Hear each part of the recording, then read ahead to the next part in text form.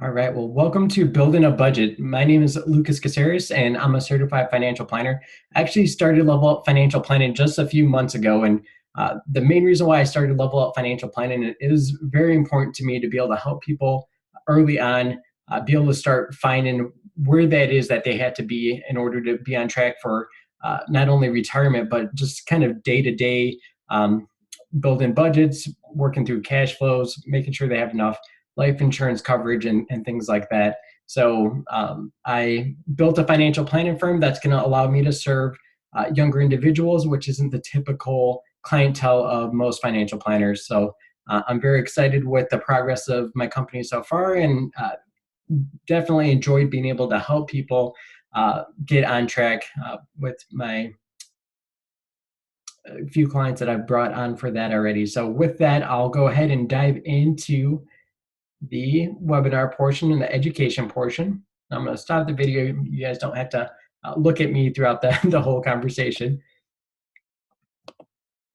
So these are the required mandatory disclosures, just something that when you're in the financial services industry, there's always a lot of red tape and compliance issues. So I'll give you just a second to read through that. And they'll also be at the end, so you can finish up reading that if you don't get through it. So why is building a budget important? It's important for me to bring to your attention is because I feel it's the single biggest opportunity for individuals and families to increase their financial confidence. When you think of most people, their day-to-day situation is that they're living paycheck to paycheck, and that adds a lot of stress to your life and your relationships and things of that nature. And it's just very important to have a good understanding of where your money is going. And one interesting thing is when you do start to build a budget, it gives you some really good insight into not only what your current priorities are, but if you're paying off debt or credit cards, things like that. Those are things that you invested in and were a priority to you in the past. And it could be very interesting to kind of see where those things fall. Another important reason to have a budget is it gives you a lot of opportunities to see where you can save. And I'll dive into that more deeply towards the tail end of the presentation. First, let's take a look at the main components of a budget. So looking at things just kind of from an overview, it seems like a budget's really simple and straightforward. That's definitely how it looks, but unfortunately, it's much harder to actually make a budget and stick to a budget. The four main components is the income. So hopefully, anyone that's watching this today has some form of income that you're kind of working with. That's kind of step one is make sure you have some income so that you're able to save and spend on the things that you need to live. Income can have various shapes and sizes and forms. It can just be your basic salary. If you're paid on commission, it could be commission, bonuses, interest earned at credit unions, bank accounts, things like that. And if you're in the later stages of life, you may be thinking about Social Security as a form of income, as well as pension and investment proceeds. So all those things count as income. One thing that's always interesting, taxes. So taxes always come out first. So before you can even get to the spending portion, you always have to pay the federal taxes, the state taxes, Social Security, and Medicare taxes. I know tax season's coming up. Every now and then you actually get some of that back from the Fed and state. You typically are never going to receive a refund from the Social Security or Medicare portions. Those come in the form of benefits when you're about to retire. The next line that I would always attempt to prioritize ahead of expenses would be savings. So many of you may have heard of the saying, pay yourself first. That's kind of where savings comes in. You're making sure that you're putting what is needed. Maybe it's for emergency savings. Maybe it's for a savings for an upcoming vacation or something fun like that. But then also retirement counts for your savings goals as well when you're calculating that. Those things are important to make sure that you at least have an eye on it. And sometimes it's very hard to budget for those types of things. But if you start out even just small, you're able to gradually build those things up. And as your income increases, as you are finding in your budget different areas to save, you can gradually start to increase the emergency savings and the retirement savings. With expenses, so this is going to be typically the bulk of the budget. This takes up all the time of actively building a budget and sticking to a budget, because it's really easy now with debit cards and credit cards to just be able to go and make 10 purchases over the course of one day. Hopefully, that doesn't occur all the time, but I just know that when I ever look at my statement, there's always a handful of charges, and it's interesting how many charges can happen on the same day. And with those different expenses, that's kind of what builds up the bulk of the budget. So if we wanted to put some numbers and just a simplified example here, roughly this is what it could look like. Say someone has an income of 70,000, they subtract what they have to pay for taxes, and let's say that's 10,000. They save 10,000, and they have about 50,000 that they have to live off of for their expenses. So you subtract all those things out, it nets to basically zero, which is good in this situation because they are allocated towards the savings. If you net out and there's a deficit and a negative number down there at the bottom, well, that means that you're maybe living outside of your lifestyle. Definitely not going to be able to add more to savings for that matter. But if that's a positive number, I would like to encourage you and believe that you would take that next step and say, hey, I have some extra money. I'm already doing what I need to with my basic living expenses. Let's use this extra money at the end of the month to apply it towards either emergency savings or retirement savings, which I know is not always the easiest thing to do. So when you start to look at the expenses, there's a couple of different ways you can look at them. You can look at them as fixed expenses and variable expenses. On the next slide, I'll go a step further where you can kind of start to see desired expenses versus required expenses. But focusing on fixed and variable, basically fixed is that you're paying the same amount on a regular basis. It's maybe it's monthly, maybe it's annually, maybe it's twice a month. Those types of expenses that always have that same dollar amount and then occur regularly. Just a couple of examples could be like a car payment, some type of loan payment, phone bill, subscription services. I have Netflix, so that's a subscription service that should be the same amount every single month. And if you're paying insurance on a monthly scale, then that would be something as well. Variable expenses are where it gets a little bit trickier when it comes to planning and sticking to your budget. And that's because those tend to change just a little bit every single month. Sometimes they may not occur all that regularly. So water bill, electric bill is an example, groceries, dining out, entertainment, and clothing. So all those things have more of a slide and scale as far as usage, how much you use of the water, how much you buy in groceries, what you're buying in groceries.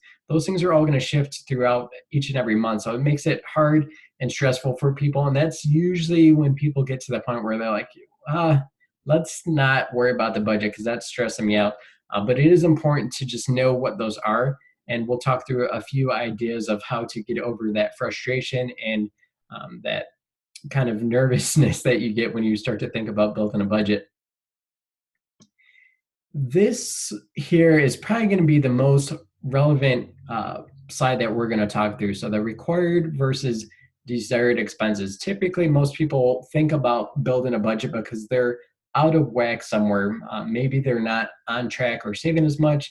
Maybe they're stressed out because they are living month to month, or maybe it's worse than that. Maybe they're constantly sliding into debt each and every month. And one way to try to narrow in on what could be the culprits of your cash flow issues is looking at what's required and then what's desired that you're spending money on. The required expenses, that's basically just what you need to have a decent standard to live in. So, and just kind of think of basics on the example. So a basic shelter of some kind, food and water, safety, tithing, that's for anyone that is very into either gifting as far as donations to charity or to your church or something of that lines. A lot of times people would consider that also a required expense for them. Clothing, you definitely need to be clothed. I think it's probably illegal in most places if you were to walk out without any clothing. So that's also a required expense, as well as it's typically cold around this time of the year. Looking at insurance, there's some insurance that's definitely required for most things, but it kind of depends on your lifestyle which insurances are needed. So the desired expenses, that's where people tend to make the biggest mistakes, and they tend to get a little bit upset if you try to change some of these desired expenses that maybe they've been consuming for quite a while. And I wouldn't say necessarily that they're always addictions, but there is some type of mental tie into doing things a certain way, and just kind of when you're doing something on a regular basis all the time, it starts to become your new normal. And with change, that's always an issue for people. And that's why most people don't decide to make changes mid-year. It's usually the New Year's resolution, right? Like, all right, that's a date I'm going to decide to start drinking better, eating better, start exercising, and things like that. And so they kind of plan that out, and then it's really difficult because they're having to change their normal routine. Some of the examples of just more obvious desired issues that could cause problems for budgeting. So, what size of a home do you need? Either what size of rent uh, do you need to be paying, or mortgage do you have to be taken out for a home? Those things are all very controllable in most situations. I know living up in northern Colorado, for those of you in that location, the home prices and the rent have been skyrocketing in the last 6 or 7 years. And so definitely some things are out of your control, but even then there's still a range. You can choose to spend $1,500 a month or $2,500 a month. So still some wiggle room in there. Some other examples of where me personally and my family had maybe not fine dining experiences, but eating out more than we necessarily needed to. That was always one of the culprits that we had. And last year, it was very important for me and my family to develop a budget because we welcomed our son last year. And so we had to make some cuts and changes, and having a budget made us feel a lot more comfortable, especially when um, the insurance bills came through for the birth of our child. So um, definitely that's just another side benefit of having a budget is you think it's stressful at first, but actually once you kind of get into the swing of things, it can be very helpful, and it just make you feel really good that, yep, you were able to make these changes and now you're comfortable absorbing other expenses as they kind of come up. Um, uh, there's various types of travel. You can go and camp uh, in the mountains, in the forest for a very low amount, or you can do something all the way on the other end of the spectrum, which is international travel, all different types of entertainment. So these are the types of things where if you're really tight on your budget, look really closely at those desired expenses and compare them to the required expenses. If you're out of whack, it's going to be most times because of the desired. Another thing that comes to mind that's not here is just thinking about cell phone bills. So there's a wide range of where those prices could go. And some of it is, yeah, do you want to have a reliable carrier, things of that nature? But then there's also that more expensive side of things when you're looking at the data plans that you have. So do you need unlimited data plan? What's that cost compared to having a lower data plan that may still be able to work for your family? So there's definitely areas for most people most of the time to be able to tweak those desired expenses, and that's really where you can come up with a lot of the savings.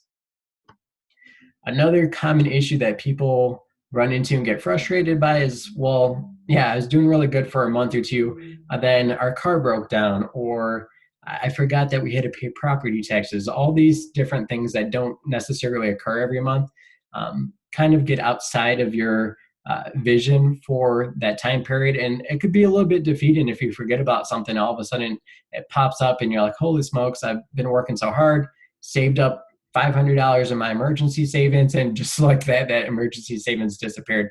Uh, One of my very first instances of trying to become an adult and kind of leave my parents' home and things like that. I was working full time, did a really good job at saving, and then I had an accident where I was playing laser tag and I slipped and busted out my two front teeth. So traumatic just from that experience alone, but then also the cost of the um, surgeries and all those things quickly ate up that hard-earned savings account. I think I built it up somewhere to about $1,000, and it didn't actually go away overnight because uh, insurance companies and doctors are really slow at processing those things. But I saw that get chunked away pretty quickly over like a 4-month time span after I had saved up to that. So I definitely can understand anyone that gets frustrated with irregular expenses or emergency situations that uh, can knock you off balance.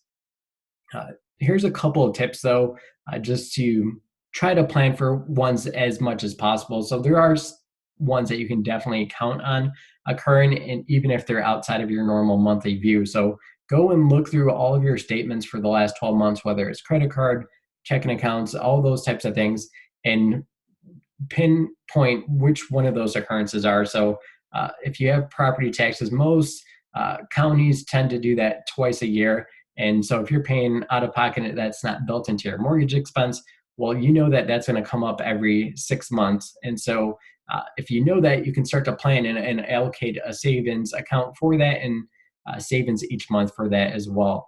So look for those transactions, write down what that expected cost is going to be, how often that occurs, and the next time that that's going to occur. Then you'll just do a simple math equation. We'll go through an example here in a second. You divide the months remaining between the next occurrence and the month that you're currently in, and that will tell you how much you need to save each month. Looking at this example, homeowners association dues of $400.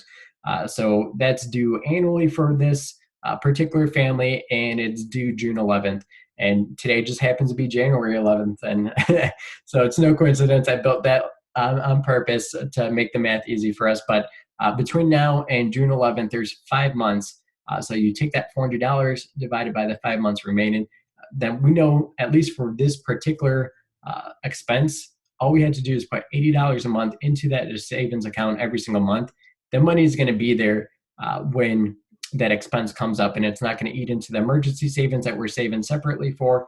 It's not going to stress us out to where we have to throw it on a credit card or take out some other type of loan that have really high interest rates and definitely don't help in trying to build wealth and get strong, secure footing by having too many loans out there with high interest rates. So, importance of emergency savings. No one can predict the future. I know there's been times where people have like little premonitions or deja vu. That's one thing, but totally predicting the future and knowing what's going to happen all the time, completely different. And so no one knows what's going to happen today or tomorrow. So it's always good to have kind of that cushion should something come up. Um, some of the main reasons for that is you're going to avoid borrowing funds, whether that's from friends and family, which is never a recommended kind of first move, just because it creates some weird situations and tensions that are not necessary if you do some proper planning ahead of time. It helps you avoid late payments. So late payment penalties tend to be very aggressive and just excessive in a lot of cases. And those, if they happen enough times, they can easily eat away a few $100s or upwards to $1,000 every single year. So you want to avoid making late payments, repayment programs, or putting things on credit cards with high interest rates. All those things have additional expenses baked into those programs. And the problem with that is now not only did you incur an emergency savings, and just kind of going back to my example when I bust out my teeth, using a nice even number of $1,000.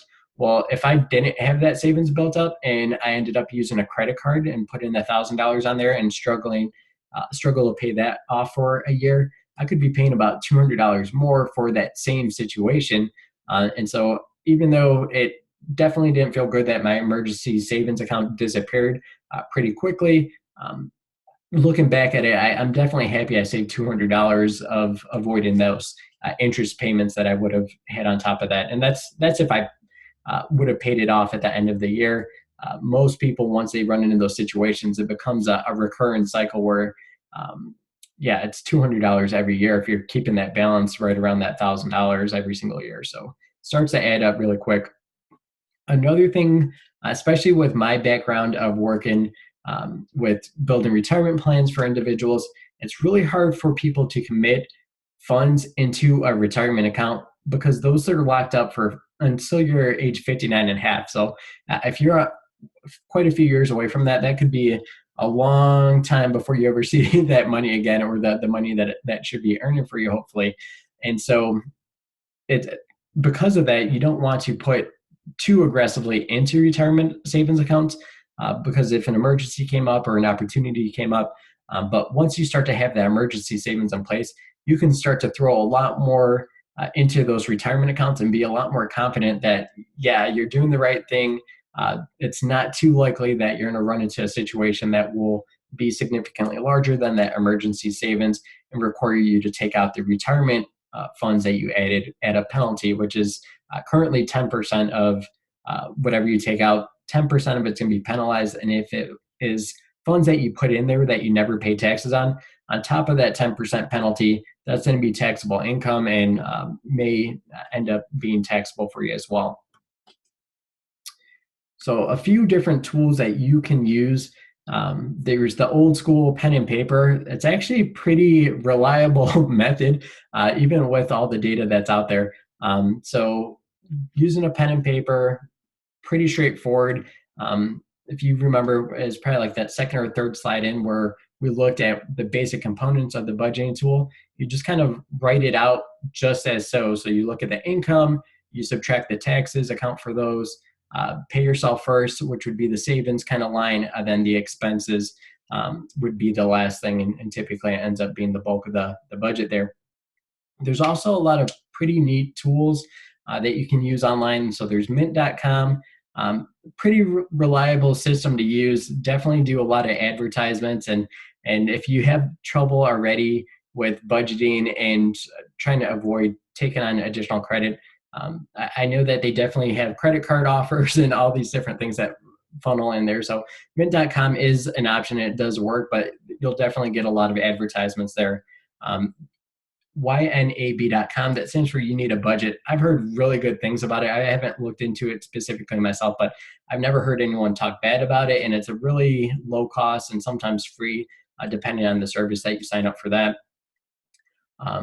For my clients, I end up using financial planning software. I kind of integrate all their transactions, make sure that they're on track for retirement, all these other different areas that are important to them. But then it also kind of integrates in with the spending expenses. And one thing I'll just kind of show you as well, I developed a spreadsheet that's going to highlight a lot of the key components, and I'll make sure this is available to you guys. I'll provide my email address, a way of contacting me if you want the free template here. So I'm going to pull that up, show you what that looks like. And so you should be seeing that guide now. Just kind of a budget worksheet. Again, it looks at the income, all these different types of things. One thing that's really important to address, and it's going to be really, really important to think about when you're building your budget. What is the reason that you're doing it? Just because you're stressed out about money typically isn't the case. And going back to my example of why my wife and I built a budget last year specifically to kind of rein in our spending, is we were having a son, and that was super important to us.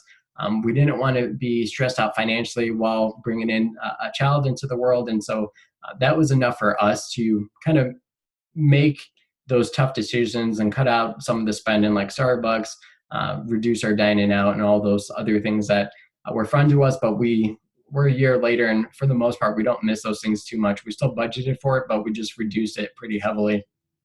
So know why you're doing it. That's one of the things I highlight on there for you guys to keep in mind as you're going through the budget. Make it at the top of the budget if you're making your own, just like I did here for you guys. And that's just to be a constant reminder of, well, why are you going through this painful process of building a budget that's not usually fun until you kind of get into the swing of things. Another thing I want to point out is just the goals that I highlighted. So fixed expenses by income, a good target is between 50 to 60% of your expenses should be fixed expenses when you divide that by your income. Another key is going to be 15 to 20% of your total income should be applied towards savings, whether it's emergency savings or retirement savings. So do your best to try to get in that range. Once you start to get well above 20%, that's when you get into the status of thinking about retiring early, possibly, which is fun to think about. A lot of the clients I worked with in the past, they'll get to where they're able to retire and all that, but it's really hard for them to pull the trigger because they don't know what they're going to do once they retire. But it's definitely a good problem to have to be able to retire, but not necessarily want to. That's great. And another one is kind of dividing your housing expenses by your income. I have a target of 28 to 33%. This is going to vary probably the most when it comes to just kind of standard of living in the areas that you're living. Obviously, New York, California have some crazy outrageous housing expenses, so that may be a little bit high for anyone in those areas. So that's kind of one of the things that I'll make available. So feel free to shoot me an email, and I'll get those sent over to you. We'll go back to the PowerPoint here and finish up. All right. So the main thing though is just use whatever's gonna be comfortable for you. It's really easy to kind of get started, go through all the process and have a bad month and just kind of throw it out, or it's not going to feel natural. That's for sure. If it's not something that you've done recently or pretty often. So push through the first month or two. It usually takes about 90 days before things start to become a new habit for you and it starts to become the new normal. And after that, you can start to look back and see that you made a lot of progress. So do what's comfortable for you when you're building those budgets. So probably one of the reasons why you came to the webinar today is the fact that, yeah, probably more often than not, you're over budget or over budget more than you would like. Maybe you're not saving enough. Maybe you're really perfect at making it month to month, but you know that you're not making progress towards some of those other big goals. Here's a couple of tips and strategies. So when you're looking back at your budget, it's usually pretty glaring where your weaknesses are. If just kind of going back to mine and my wife's budget before we kind of rein things in, I think our dining expenses were like 2 or 3 times, like 300 times basically what they are today. So we cut that to a third of what it was before. Our groceries, we probably reined that in by about a quarter. And so you can pretty much see it once you start to build out the budget of what your previous expenses are and start to create a target of where you would like to go and see kind of what your wiggle room is there and how to make progress towards those. There's also a lot of times where you sign up for so many things automatically that there's just constantly legacy expenses that you don't even use anymore. Common things are gym membership, maybe spring or summer's rolling around and you're going to be outdoors more and you're not even going to have time to make it to the gym. Netflix, cable, all those types of things are things that you sign up for on a regular basis and they keep occurring. But once they outlive their value, especially if you're out of contract, you should definitely think about either reducing those, replacing those with a lower cost option, or just getting rid of them altogether. When you're looking at things like credit cards and auto loans, even student loans is definitely one of the biggest issues right now for anyone in that millennial age range. It's student loans is the second largest debt in America right now, only second to mortgages. And so it's a pretty huge issue. And even with the government student loans, some of those interest rates are drastically higher than they probably need to be, especially since you can almost never get rid of those types of debts unless you die. And there's a few other rare situations that might apply to people. But there's possibly lower interest rates out there. So that's always something that we review with our clients and make sure that we make sure basically that they're not spending more than they need to on interest rates. Couple of common hacks. Well, I live in Colorado, but most people, there's a lot of things, cool parks, picnics, all different types of things that you can do outside. Maybe not so much right now while it's freezing in half the United States, but going outside for entertainment can definitely reduce the cost of a family going to the movie theaters instead.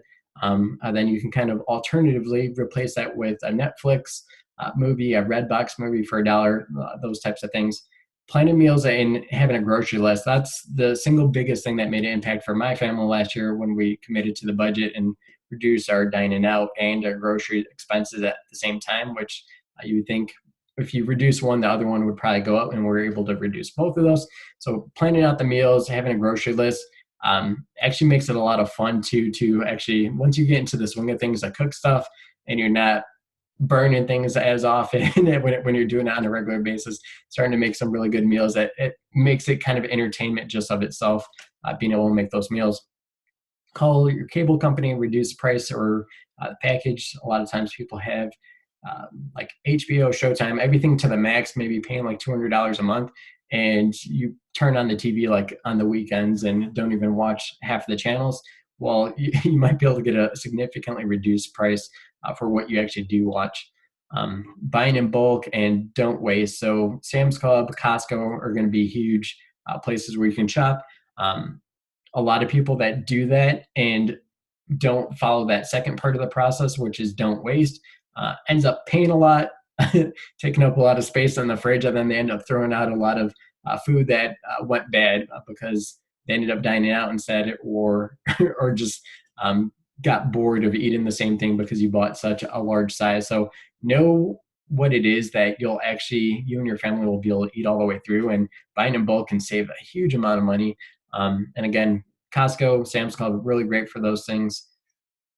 And one of the things that I don't have time to get into today, but having separate accounts for your strategy of saving. So basically, what this means is any kind of fixed expenses that you have that come out of one account. That's going to be the fixed expense account. You know exactly what you need to put in each month because the same amount comes out every single month.